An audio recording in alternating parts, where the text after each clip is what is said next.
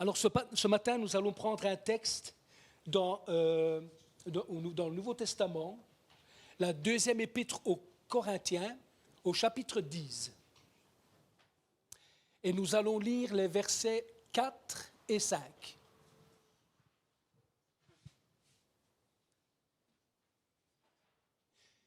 Car les armes avec lesquelles nous combattons ne sont pas charnelles, mais elles sont puissantes par la vertu de Dieu pour renverser des forteresses. Nous renversons les raisonnements et toute hauteur qui s'élève contre la connaissance de Dieu, et nous amenons toute pensée captive à l'obéissance de Christ.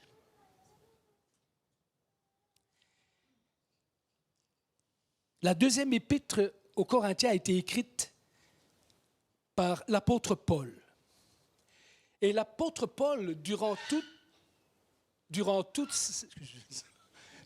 sa vie, n'a cessé d'avoir de l'opposition.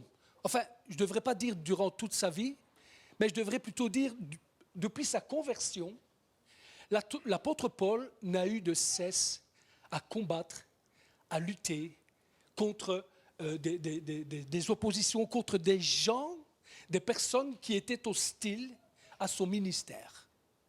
Et parfois, on pense que les gens qui lui étaient hostiles, eh bien, c'était des gens du monde, comme on dirait dans la Bible, les païens. Mais pas seulement. Il y avait aussi des personnes de sa propre patrie, des Juifs, qui étaient hostiles, et aussi des chrétiens. Il suffit que vous lisiez toutes ces épîtres, et vous allez voir, il y a de l'opposition un petit peu dans toutes les sauces. Païens, parmi les Juifs, et même parmi les chrétiens. Et ici, pour bien comprendre dans quel but, pourquoi l'apôtre Paul a écrit ces versets qui étaient adressés à l'église de Corinthe, eh bien, il faut que je vous mette le contexte dans lequel l'apôtre Paul a écrit ça. Eh bien, l'église de Corinthe était en train de traverser une saison qui était difficile. Une saison où il y avait beaucoup L'église de Corinthe connaissait, par exemple, des problèmes moraux. Elle connaissait aussi les gens se disputaient entre eux, et au lieu de régler les affaires entre eux, ils amenaient les affaires devant les tribunaux. Enfin, il y avait beaucoup de problèmes dans cette église-là.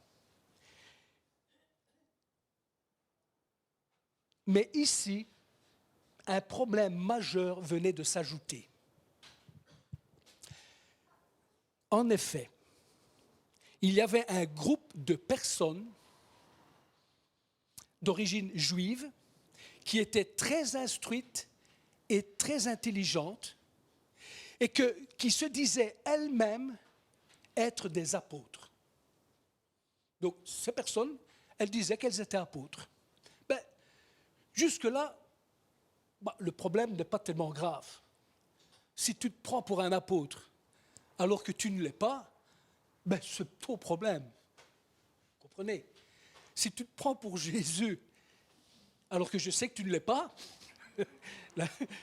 c'est ton problème. Mais si maintenant tu commences à entraîner des gens à ta suite, là, il y a un problème qui commence. Il y a quelque chose de sérieux qui est en train de naître. Et ici, ce groupe de soi-disant apôtres, ils remettaient en question publiquement, c'est important, l'autorité apostolique de l'apôtre Paul.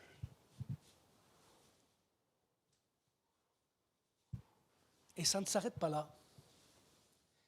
Tout ça dans l'église de Corinthe. Non seulement ils mettaient en question, en doute, l'autorité apostolique de l'apôtre Paul, mais ils mettaient aussi en question son enseignement. Ah, là c'est grave.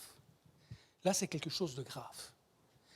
Quand on sait aujourd'hui que la plus grande partie des écrits des livres que contient le canon du Nouveau Testament sont des écrits qui nous parviennent de l'apôtre Paul.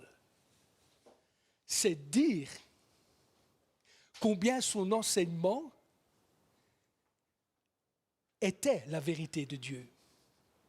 Et c'est dire aussi combien l'autorité qui reposait sur cet homme-là venait de Dieu. Et donc, ces soi-disant apôtres, en fait, moi je pense qu'ils ne savaient pas ce qu'ils disaient, ils ne le faisaient pas exprès. Ça, c'est mon opinion personnelle. Hein.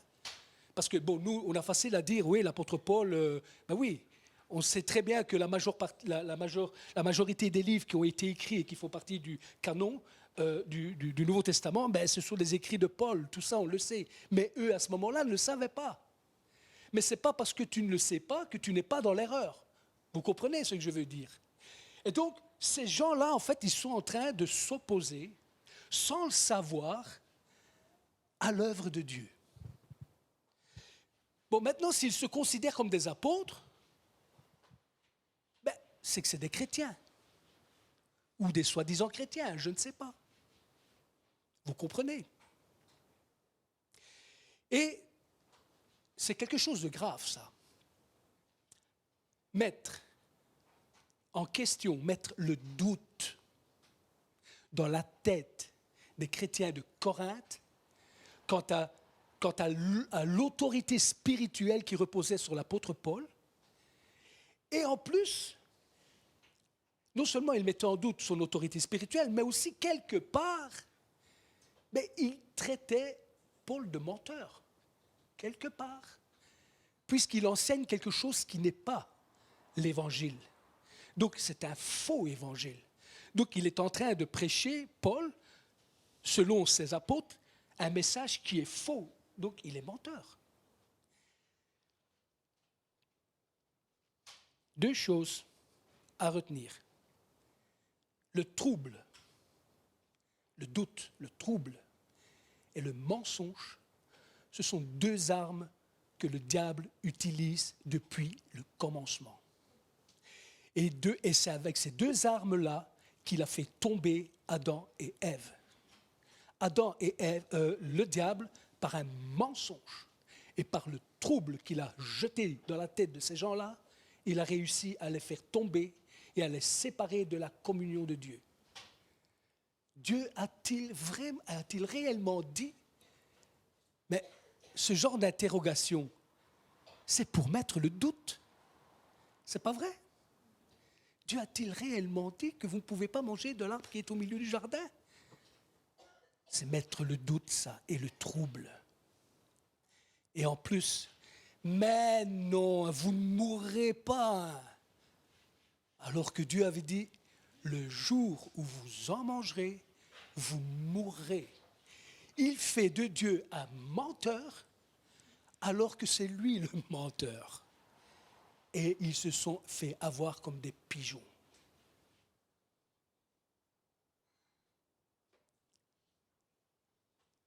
L'apôtre Paul, c'était quelqu'un qui était vraiment, c'était un homme qui était rempli de l'esprit. C'était un homme qui avait du zèle pour annoncer l'évangile. Et c'est pour cette raison qu'il y avait une opposition qui était assez méchante. Durant toute sa vie, depuis sa conversion, lisez le livre des Actes et vous allez voir. Partout, il rencontre de l'opposition. Partout.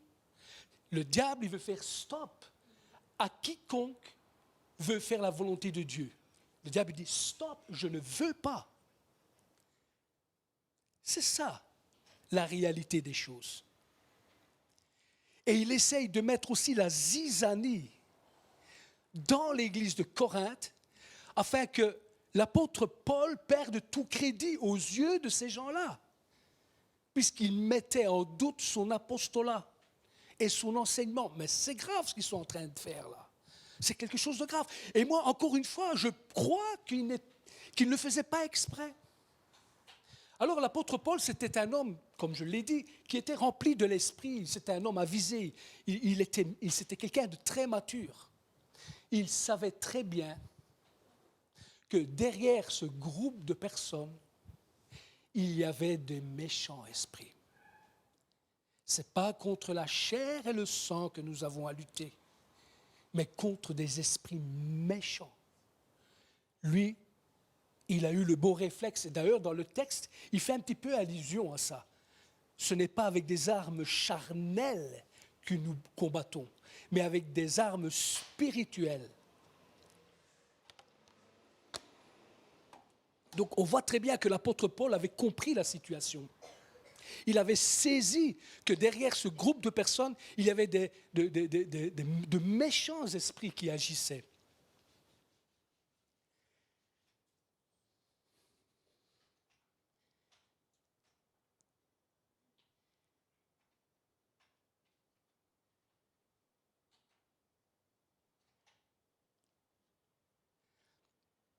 Et ici, dans sa deuxième épître, parce qu'il en avait écrit une première, le langage de Paul est différent par rapport à ce qu'il avait écrit dans sa première épître.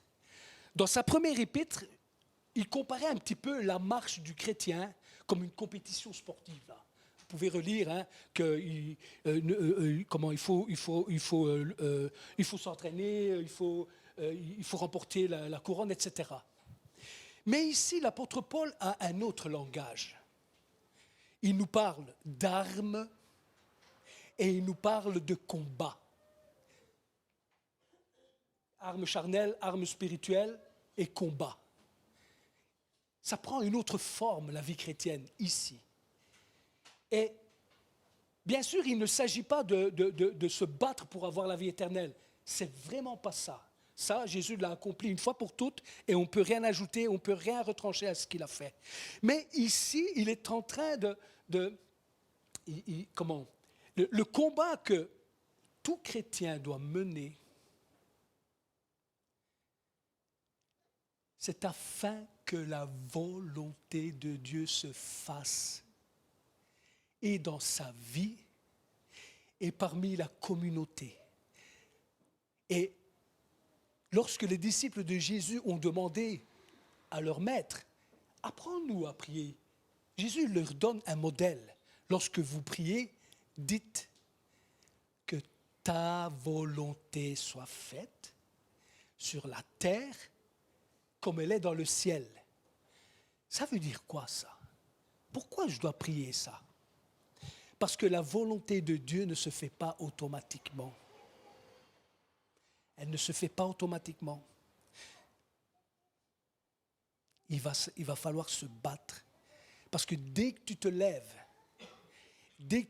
pour faire la volonté de Dieu, tu auras de l'opposition. De toutes sortes. Et même, désolé de le dire, mais c'est la vérité. C'est la vérité. Même parmi des chrétiens, mais qui ne le font pas exprès.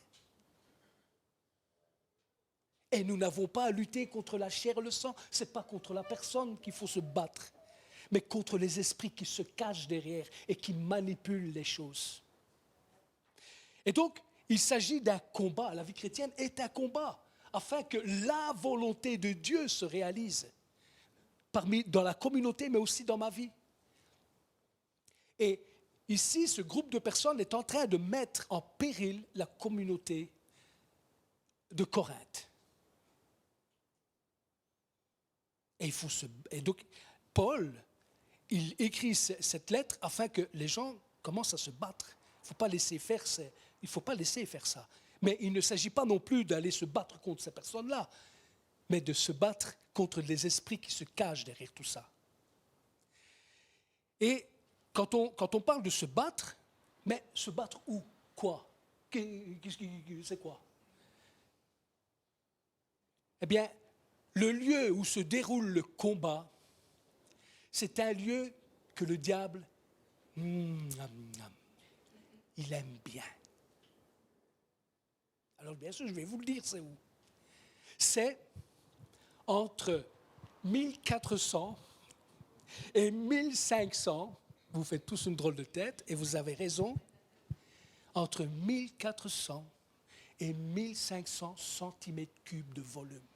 C'est là-dedans que se passe le combat.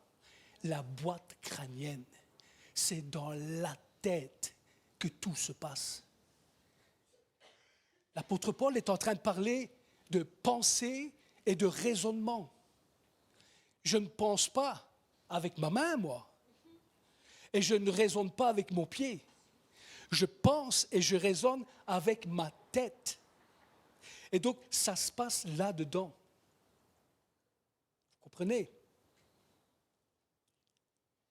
Ça se passe là-dedans.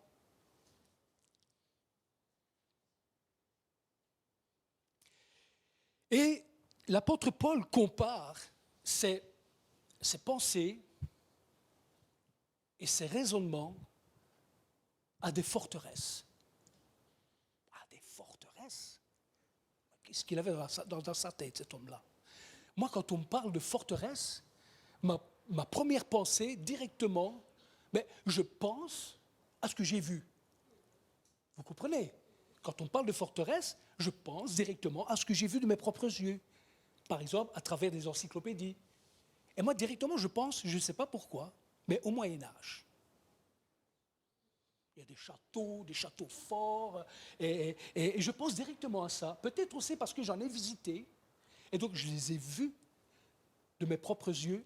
Il y a quelques années d'ici, ma femme et moi, et les enfants, on avait été en vacances dans le sud de la France, à Port-Iragne-sur-Mer, si mes souvenirs sont bons. Et c'était pas loin de Carcassonne. Vous connaissez Carcassonne? Et Carcassonne, elle est réputée pour sa cité médiévale. Et donc, comme on était à Port-Iragne, on s'était dit, écoutez, ça serait bien qu'on y fasse un saut et qu'on aille visiter. Et on a bien fait, je ne le regrette vraiment pas. C'est vraiment un endroit magnifique. Beaucoup de touristes. Et quand nous sommes arrivés à Carcassonne, devant le site médiéval, j'ai été impressionné. Et ce qui m'avait impressionné, c'était la muraille. Ou je devrais plutôt dire les murailles. Parce que si j'ai bonne mémoire, il y en avait deux en fait. Il y en avait une, et puis une autre à l'intérieur, qui entourait la ville de Carcassonne. Et moi, ça m'avait vraiment impressionné, ces murailles-là. Elles faisaient, j'ai été vérifié, 12 mètres de haut. 12 mètres de haut, c'est la hauteur d'une maison avec le toit. 12 mètres de haut, c'est impressionnant. Et toutes ces deux murailles faisaient le tour de la cité médiévale. Oui, mais l'apôtre Paul, quand il nous parle de forteresse, il ne pensait pas à ça, lui. Lui, il a vécu dans l'Antiquité romaine. Le Moyen-Âge n'existait pas. Les châteaux forts, ça n'existait pas encore. Donc, à quoi il a pu penser lorsqu'il a parlé de forteresse? Eh bien, figurez-vous qu'à son époque, et en Israël, il y avait une forteresse impressionnante. Tellement impressionnante que la forteresse de Carcassonne fait figure de jouet, et j'exagère pas. C'est un jouet à côté de cette forteresse-là. Moi, je ne l'ai pas vue de présence, mais j'ai vu des images, j'ai vu des documentaires par rapport à cette forteresse. Alors, je sais que vous voulez savoir c'est laquelle, mais certainement, il y en a beaucoup d'entre vous qui savent de quoi je vais parler. Et donc, moi, je pense que quand l'apôtre Paul parle de forteresse, il parle de quelque chose qu'il a vu de ses propres yeux. Mais qu'a-t-il vu? Est-ce que vous connaissez la forteresse de Masada? Allez voir sur Google, vous tapez Masada et vous allez faire ça. C'est impressionnant. Mais c'est vraiment impressionnant. Masada, c'est un site, en fait c'est un plateau triangulaire dont deux côtés font 600 mètres chacun et le petit côté fait 300 mètres. Donc c'est quand même grand comme plateau. Et ce plateau, il il se trouvait au-dessus d'une falaise qui surplombait la mer morte à plus de 450 mètres. Pour y avoir accès, bonjour. Et donc, les Juifs, les dignitaires juifs qui se trouvaient dans la région, ils se sont dit, mais tiens, ça serait intéressant quand même qu'on prévoit, au cas où les Romains viendraient à se révolter contre nous, qu'on prévoit une forteresse dans laquelle on puisse s'y réfugier. Et c'était vraiment une bonne idée.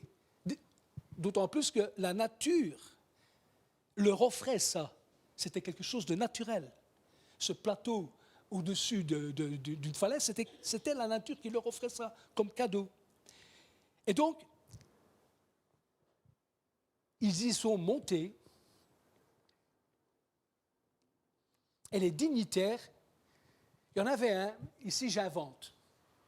Alors, je l'invente exprès pour vous décrire un peu comment était constituée cette forteresse. Et donc, il y avait certainement un dignitaire qui dit ainsi, c'est vrai que c'est impressionnant, hein, ça va être difficile pour les Romains d'y accéder. Mais moi, je suis allé en Italie, à Rome.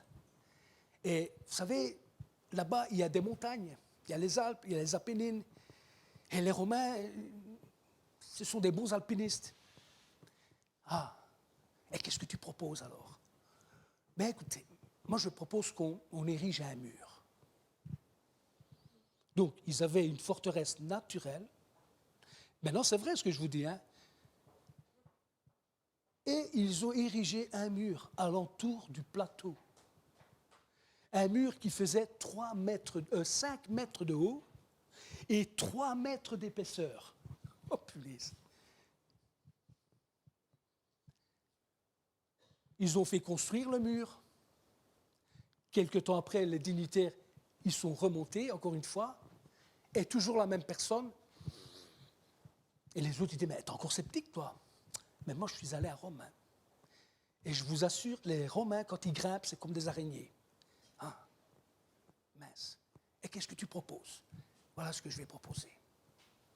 Je propose qu'on construise 37 tours, hautes chacune de 22 mètres, et qui sont placées à intervalles réguliers le long de la muraille. Ça, c'était Masada. Et au-dessus de chaque tour, ils y postaient des archers.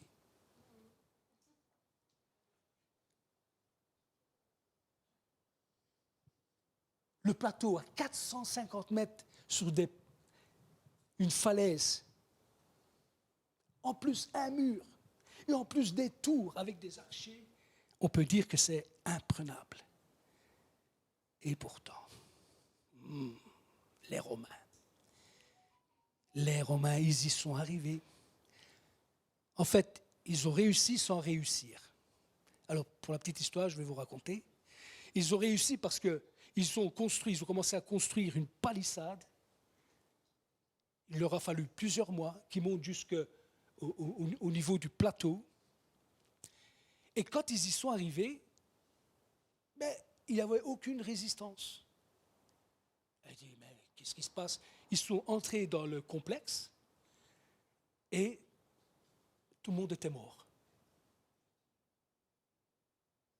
Sauf une femme et 2 enfants, quelque chose comme ça. Et les Romains disent, mais qu'est-ce qui s'est passé ici? En fait, il n'y avait pas que les dignitaires qui habitaient là, mais il y avait aussi un groupe d'hommes extrémistes juifs qu'on appelle les sicaires. C'était des fous. Et ils se sont dit,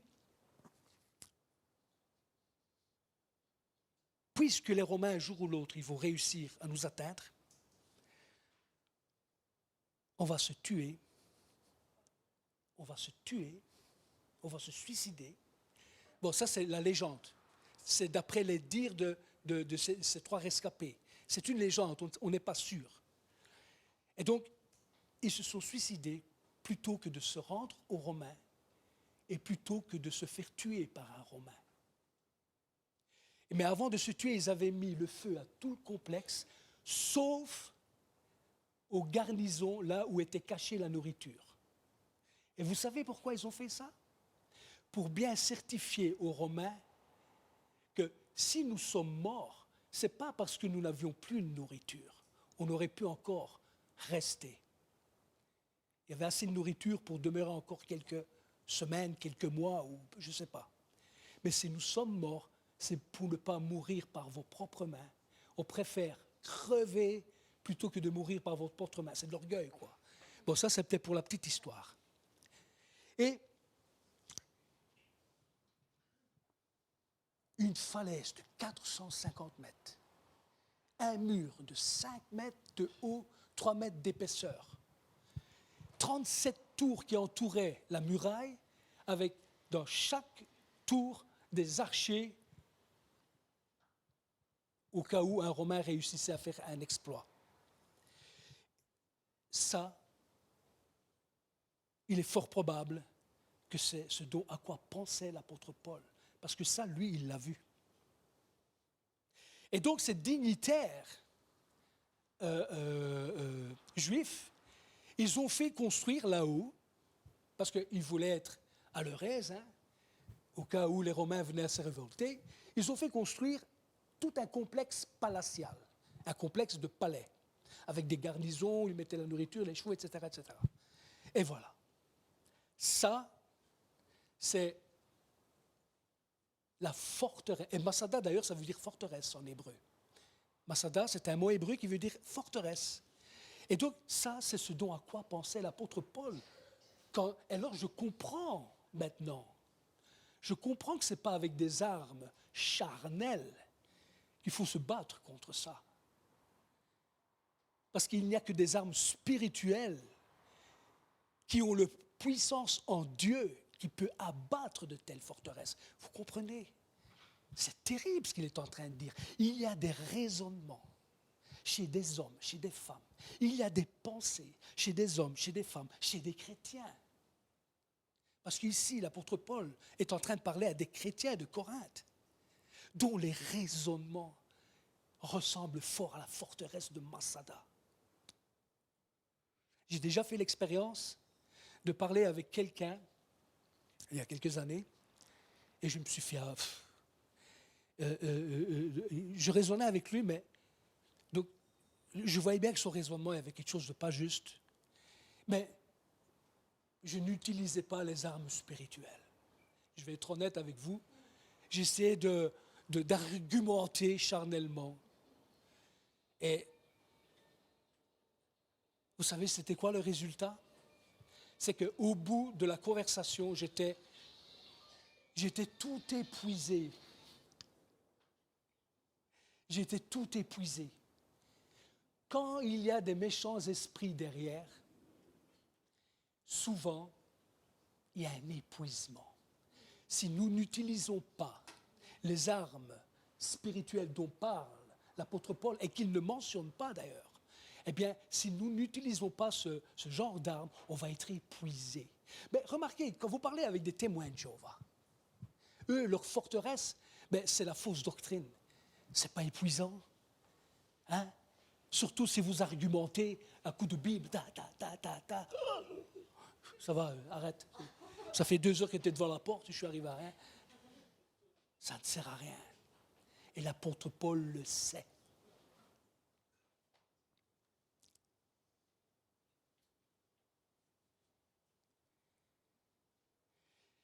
Et une question intéressante à se poser maintenant, c'est mais qu'est-ce qui se cache derrière les forteresses que représentent nos raisonnements et nos pensées? Eh bien, c'est comme pour Masada. Il y a tout un complexe de dignités qui sont là et qui se cachent, par exemple, derrière un mensonge auquel je crois être la vérité. Comprenez ce que je veux dire? Un mensonge dont je crois être la vérité. Il y a des puissances qui se cachent là derrière et qui vont m'aider à construire un raisonnement complètement tronqué. En fait, je suis en train de les aider et vous allez comprendre comment ils s'y prennent. Donc, je parle de mensonges, mais je peux dire aussi une doctrine, une fausse doctrine, un faux enseignement, une blessure aussi. Les blessures de nos...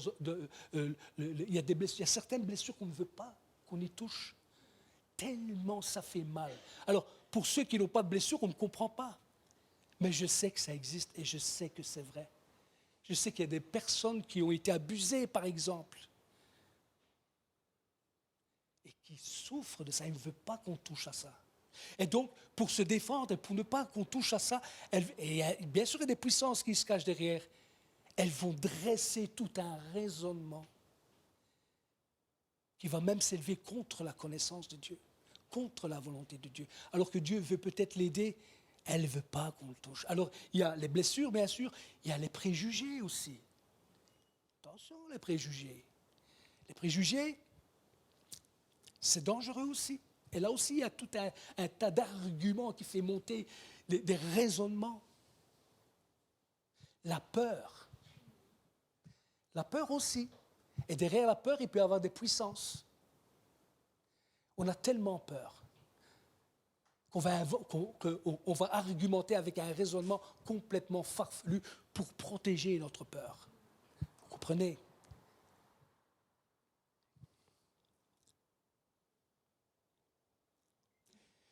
Durant la Deuxième Guerre mondiale, on avait inventé une expression, et cette expression, c'était, je vous le dirai après.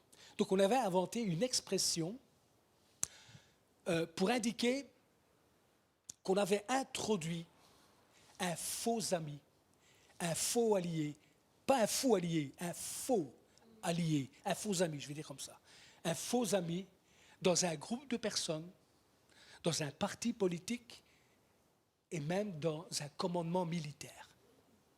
C'était très ingénieux. Mais ce faux ami n'allait pas fonctionner comme pour le cheval de Troie. Vous savez, le cheval de Troie, dans le ventre du cheval, il y avait des soldats. Pendant la nuit, pendant que tout le monde dormait et que tout le monde avait trinqué, ils descendent, ils ouvrent la porte de la ville et c'est le massacre. Non. C'était pas ça. C'était quelqu'un de très intelligent qui allait attirer des faveurs de gens importants pour le faire entrer, pour qu'il soit pris en confiance, qu'on le fasse entrer dans ce commandement militaire, par exemple. Et lui, son but, c'était d'introduire des idées, des pensées, pour que le raisonnement qui se fait là soit en faveur de l'ennemi. C'est très ingénieux, ça. Eh bien, figurez-vous que cette pratique, elle existe depuis l'Antiquité. Et le roi David l'a pratiquée. Vous ne savez pas, hein, ça? Quand Absalom a fomenté un coup d'État contre son papa, le roi a dû quitter Jérusalem avec ses proches et des amis très intimes, très attachés à lui. Et donc, il a quitté Jérusalem avec tous ces gens. Et il y avait en particulier un homme important. C'était un espèce de général d'armée. Et il s'appelait Hushai, désolé si je ne prononce pas bien, Hushai le Archien. Et David, quand il le voit, il lui dit, mais où tu vas? Il dit, mais jamais de ma vie, je ne t'abandonnerai jamais, je te suivrai où tu iras, je te serai fidèle jusqu'à la mort. Non, tu ne m'as pas compris, David lui dit. Tu ne m'as pas compris. Tu me serais beaucoup plus utile à Jérusalem qu'ici. Vous vous rappelez de cette histoire-là? Vous vous rappelez, hein? Il dit, ah oui, ok. Parce que Hushai, c'était quelqu'un de très bons conseils. C'était vraiment un homme qui savait des conseils pile poil. Mais le problème, c'est que Absalom avait un autre homme qui s'appelait Achitophel. Ok, Achitophel, on va dire Achitophel. Ça s'écrit Achitophel, mais bon, Achitophel, on va dire ça comme ça. Lui aussi, c'était un homme que chaque fois qu'il donnait un conseil, c'était pile poil en plein dedans. Et donc, c'était ingénieux ce que David était en train de faire. En fait, il est en train d'utiliser la 5e colonne. à part qu'on n'avait pas encore donné ce nom-là. Et figurez-vous que Uchai, il a réussi. Il a d'abord attiré la faveur du roi facilement. Il rentre dans le palais, là où se trouvait Absalom. Vive le roi! Hein? C'est comme ça que tu sers ton ami, le roi David? Il dit non, je sers celui que l'Éternel a choisi comme roi. Ingénieux, très astucieux. Et il l'a accepté dans son conseil parce qu'il savait que c'était un homme de bon conseil. Et donc, il a réussi son coup. Et Absalom, au lieu de... Parce que vraiment, Achitophel, il avait donné un bon conseil. Mais il ne l'a pas suivi à cause des manœuvres de ce faux ami. Et donc, pour finir, c'est Absalom qui est mort. Le diable, il utilise la même technique. Il nous envoie dans le champ de bataille des pensées. Et c'est ça les faux amis.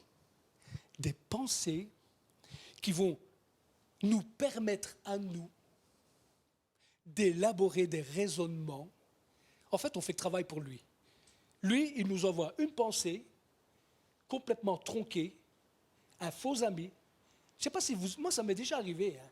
Parfois, j'ai une brette avec quelqu'un et le lendemain, je me retrouve en train de raisonner dans ma tête. Ouais, s'il me dit ça, je veux lui dire ça, ça.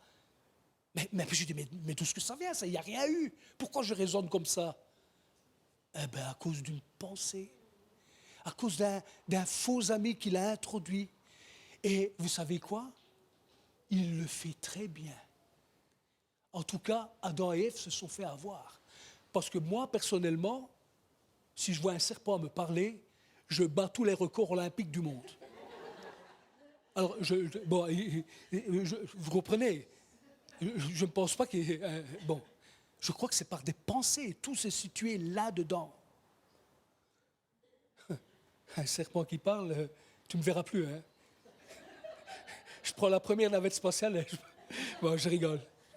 Je suppose qu'Adam et Ève, c'était la même chose. Mais c'était une façon de parler pour bien indiquer que c'était le diable. Donc, c'est là-dedans que ça se passe. C'est là-dedans qu'il faut faire attention aux faux amis. Il faut les identifier et ne pas tomber dans le piège. Parce que vous savez ce qui se passe. Cette pensée, alors bien sûr, elle va descendre dans notre intelligence. Elle va nous aider à élever des raisonnements. Mais l'intelligence, elle a pour siège l'âme. Et nos émotions en font partie. Et donc cette pensée va toucher nos émotions. Et les émotions, c'est quelque chose de terrible. On peut avoir des émotions pour quelque chose de faux alors qu'on ne le sait pas. Ça, c'est un danger.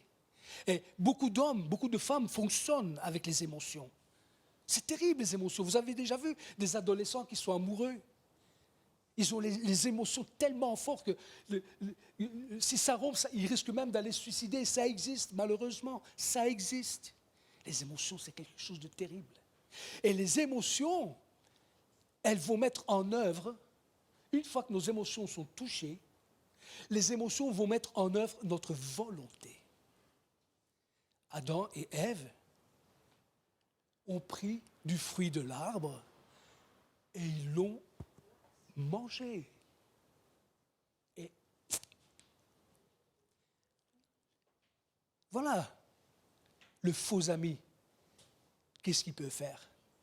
Et nous ne sommes pas à l'abri de ces choses-là. Pas même les chrétiens. Et c'est contre ces méchants esprits que nous avons à combattre. J'ai bientôt fini.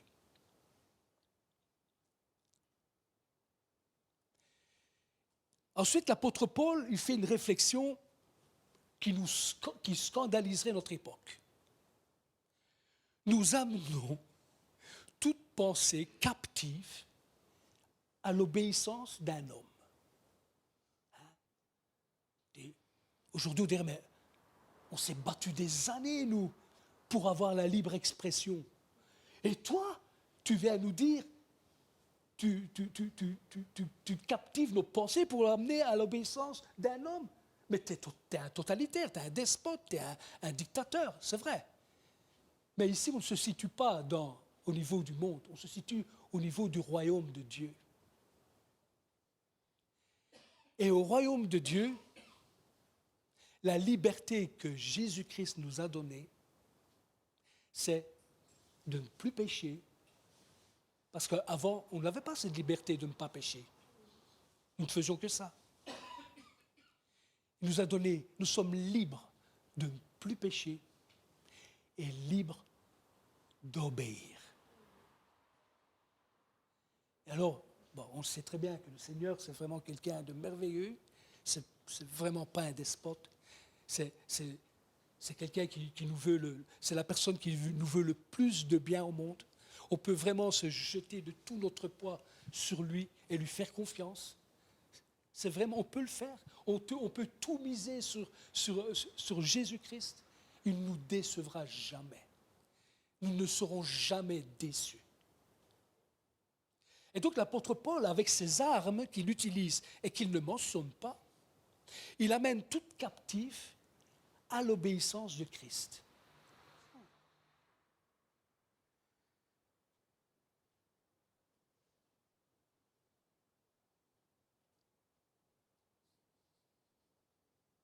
Même si nous ne comprenons pas. Parce que les raisonnements, c'est ça. On ne comprend pas et on raisonne. Même si nous ne comprenons pas. La foi, c'est d'abord obéir. Et ensuite, on va comprendre. Et pas le contraire. Pour avoir la foi, il ne faut pas comprendre. C'est seulement quand on obéit à Dieu que la lumière vient et qu'on comprend. Ça a été dit dans les études bibliques du mercredi, pour ceux qui participent et pour ceux qui écoutent. C'est très intéressant ce que Christophe nous enseigne au travers des études bibliques. Et en fait, c'est ça qu'il disait. La foi, c'est d'abord l'obéissance. Mais pourquoi je dis ça? À l'obéissance de Christ. Je vais vous donner un petit exemple.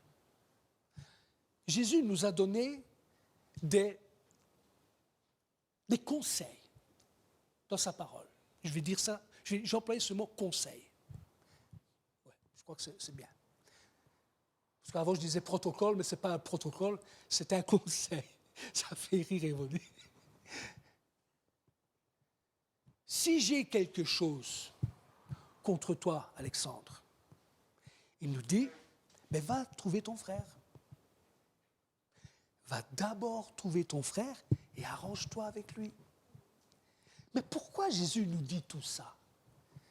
Mais parce qu'il sait très bien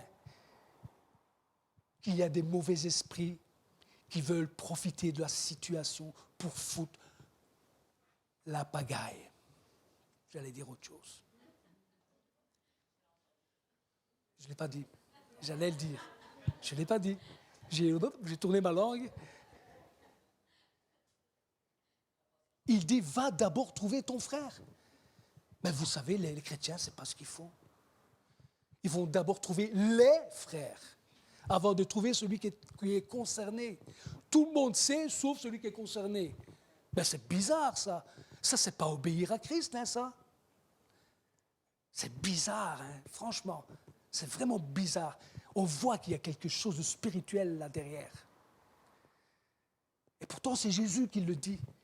Amenons toute pensée captive à l'obéissance de Christ. C'est très important de considérer ce que Jésus dit dans sa parole. Et il n'y a pas que ça, hein. Il y a beaucoup de choses. Hein. Il y a tout un tas d'autres conseils que Jésus nous donne. Hein. Pardonner jusqu'à 70 fois. Enfin, il y a plein de trucs.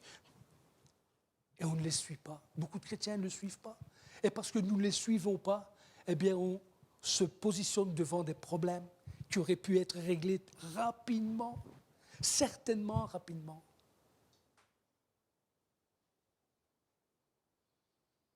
Faisons attention. L'Église reçoit beaucoup de promesses. L'Église va rentrer dans une autre saison. Et le diable, il va nous barrer la route.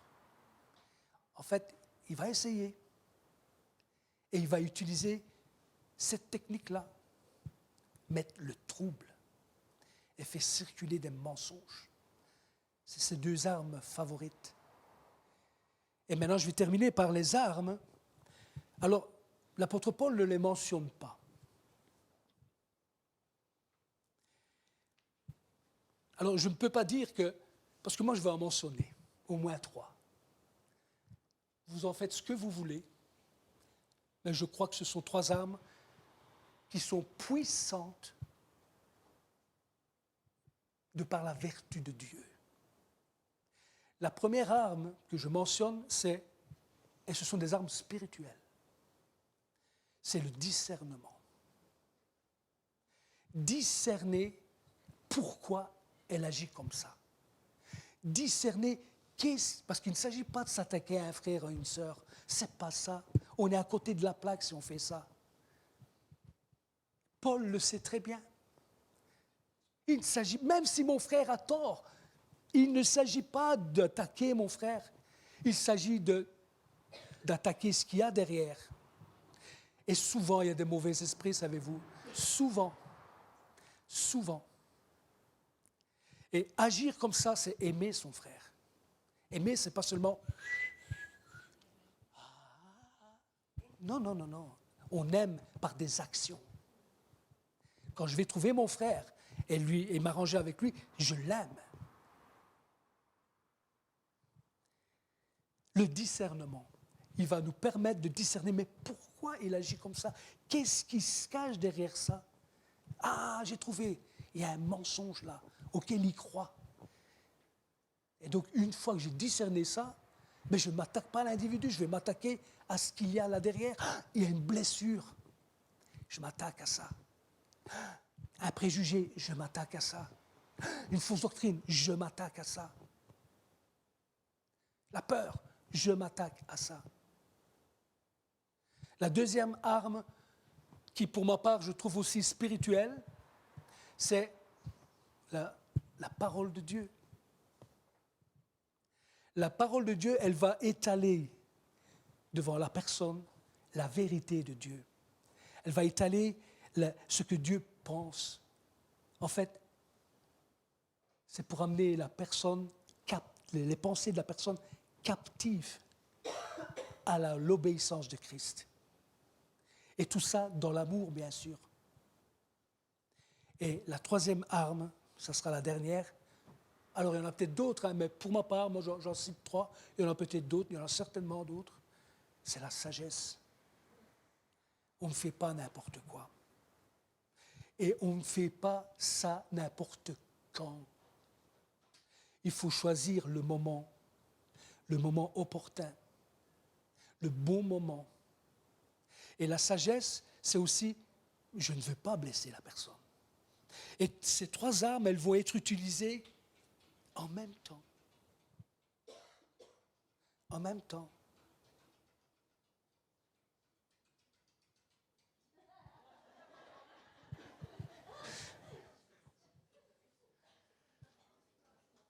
Nous ne sommes pas à l'abri.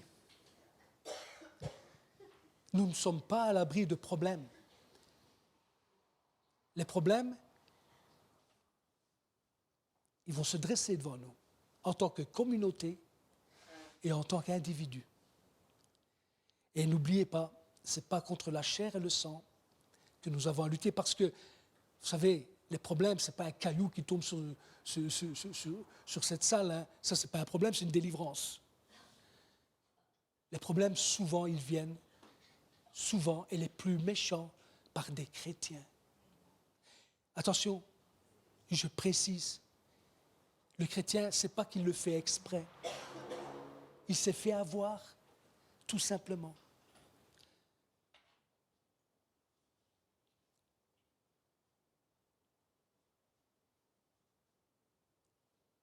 Je vais terminer par une prière. Et si vous êtes d'accord avec ce que je dis, vous allez dire Amen. Si vous n'êtes pas d'accord, vous ne dites pas Amen.